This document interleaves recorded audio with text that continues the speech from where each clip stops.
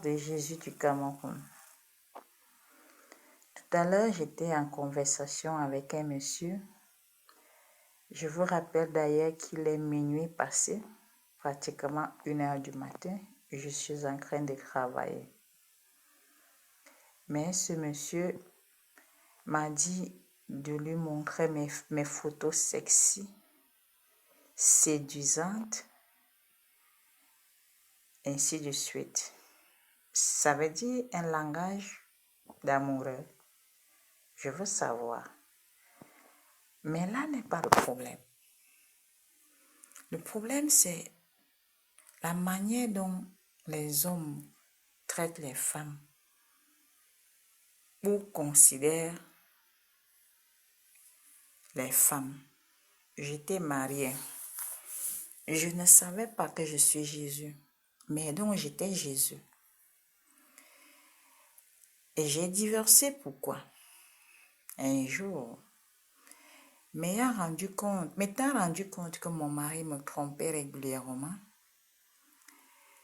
compte tenu du fait que j'étais très accrochée au droit de la femme, sans savoir qui je suis, c'est-à-dire la défenseuse par excellence des droits des humains, je veux dire en d'autres termes des droits humains.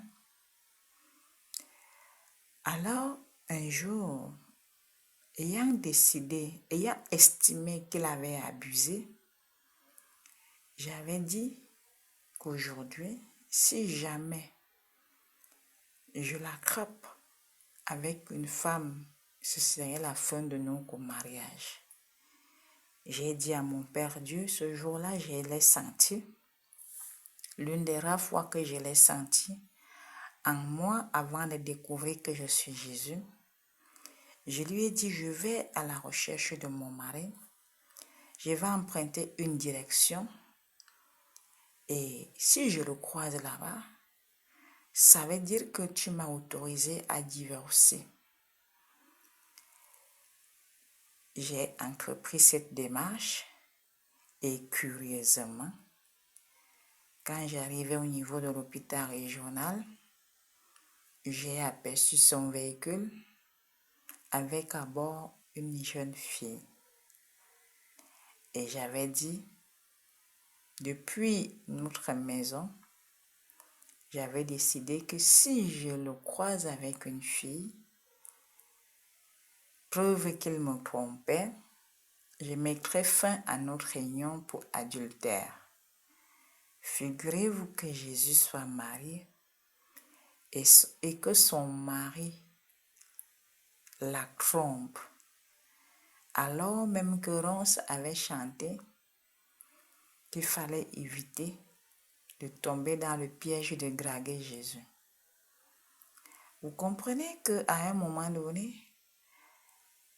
il y a problème. Il y a problème.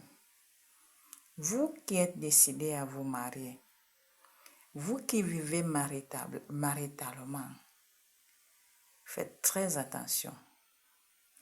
Personne ne peut imaginer que cette histoire dont je parle, si je suis véritablement le Jésus que toute la terre attendait, est embarrassante, personne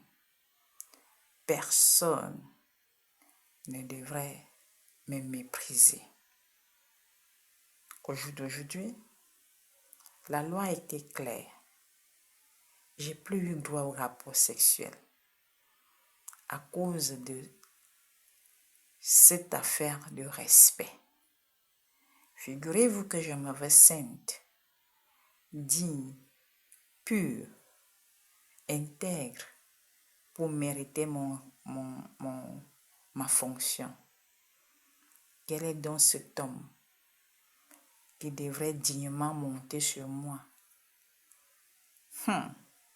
Je ne suis rien, mais je suis tout dans ma petitesse. Alors, chers hommes, il y a trop de femmes, n'est-ce pas? S'il vous plaît, respectez la femme, surtout celle qui mérite et qui a besoin d'être respectée. Allez, amusez-vous avec celle que vous voulez vous amuser avec elle, mais pas toutes les femmes. Moi, aujourd'hui, un homme à mes côtés, je sais qu'il est rare, mais je ne m'en plains pas.